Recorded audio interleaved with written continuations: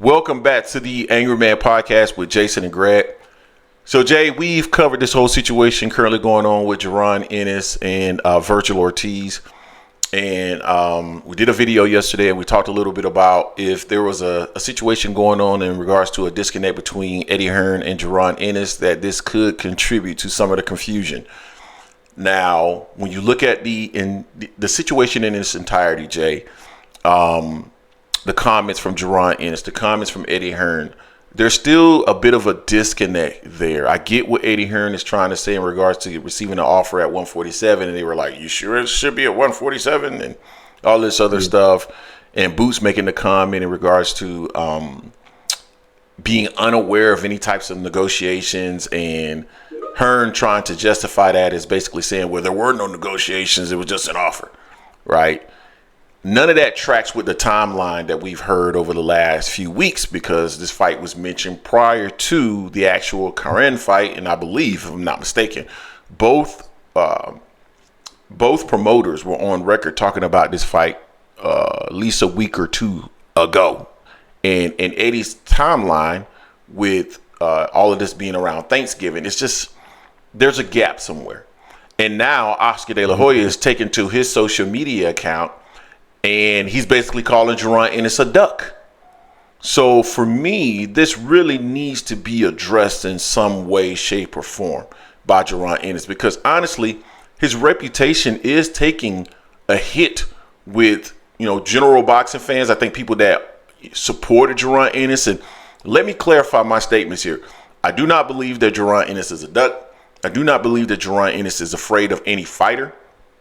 But in my personal opinion, this has to be addressed because it's damaging your reputation. It's providing ammo for a certain fan base who is looking for any reason to justify their favorite fighter making moves that he made. But it's also affecting longtime Jaron Ennis supporters. And I want to play something, Jay, from our live stream yesterday. We do a live stream 4 p.m. Eastern Standard Time every Sunday, where you can call in and give your opinion about what's going on in the sport of boxing, where you can join our live panel and discuss what's going on in the sport of boxing. And this is from a gentleman by the name of Walt, who is a long supporter of Jaron Ennis. And I want to play it because this is how this is impacting. And I thought this was I thought he made a lot of cogent points, but not only that, I just felt that this is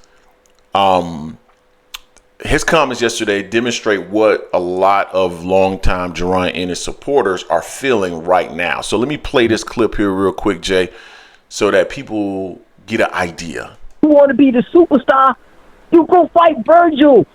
Why would you even turn that down?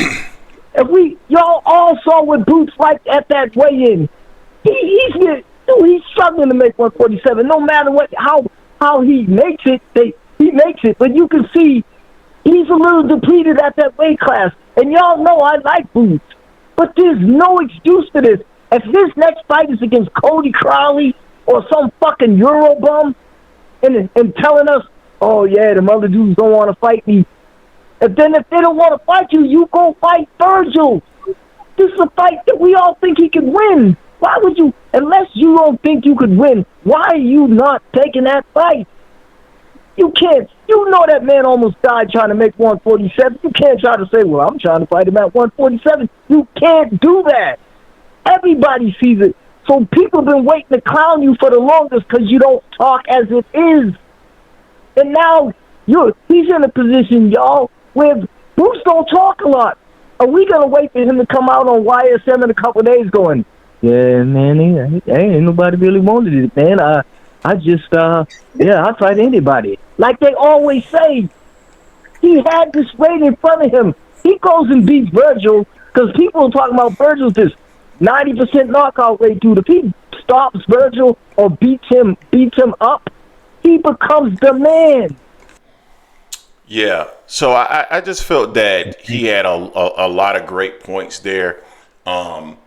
I heard Eddie Hearn mention that, hey, if we move up to 140, we will move up to 154, we would lose the 147 title. That doesn't make any sense to me, considering he just fought against his mandatory. So I don't understand why the IBF would strip him. He doesn't have a mandatory coming up.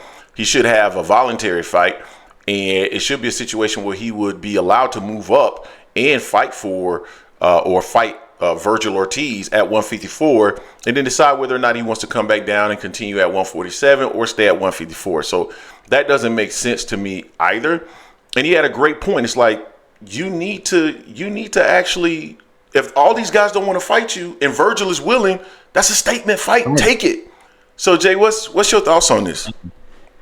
It's disappointing, man. It's still, I still want more information, but the way it's looking right now, I've looked at Dan Raphael post on there saying that he wouldn't lose the belt since he just, to your point, just satisfied the mandatory by fighting Karan.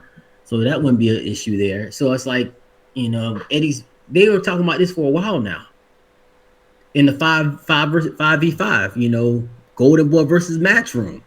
And this is one of those fights that they talked about. And it was at 154. No one in the world, no one was thinking about it at 147. I know Oscar, no one gonna say, 147. To your point, Vergil almost, and to what Walt said, Vergil has some health issues because trying to make it at 147. So why would it be there? So I mean, I don't know what's going on. I want Boots to come out and really talk about it, whether it's on YSM. Hey, you can come hit us up, Boots, if you want to, and we can chat it out, man. But I want you to come out there and come up front, you or your dad, Bozy, and just say, hey, this is what happened. I know you said now if it doesn't come from you and only you, not to believe anything, but that's not good enough right now. You're not necessarily losing fans, but fans are having doubt about you right now. I don't think you're scared because I know back in 2021, you were trying to make the fight with Vergil, and Oscar and them were like, nah, not yet. We'll see him in the future. So we know how that was back then. And now we move forward to 2024, 2025. You don't have anyone else out there. Said it was hard to try to unify, and you want to be undisputed at 147, but it's been hard for you to get those fights with the other champions. Vergil's right there. I don't understand why you didn't take the fight. I don't know what the issue was, but I'm hoping you or someone from your camp, you or your father, preferably you, come out sooner than later to try to get this out the way.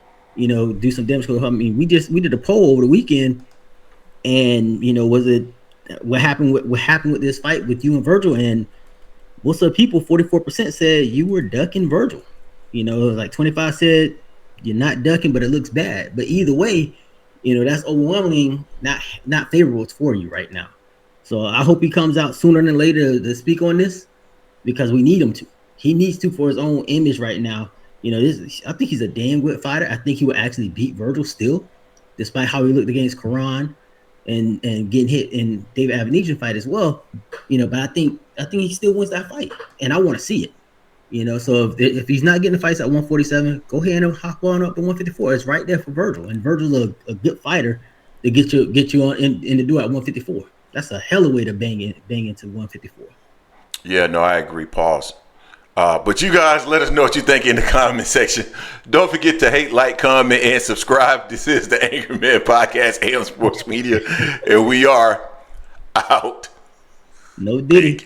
Bang it to 154.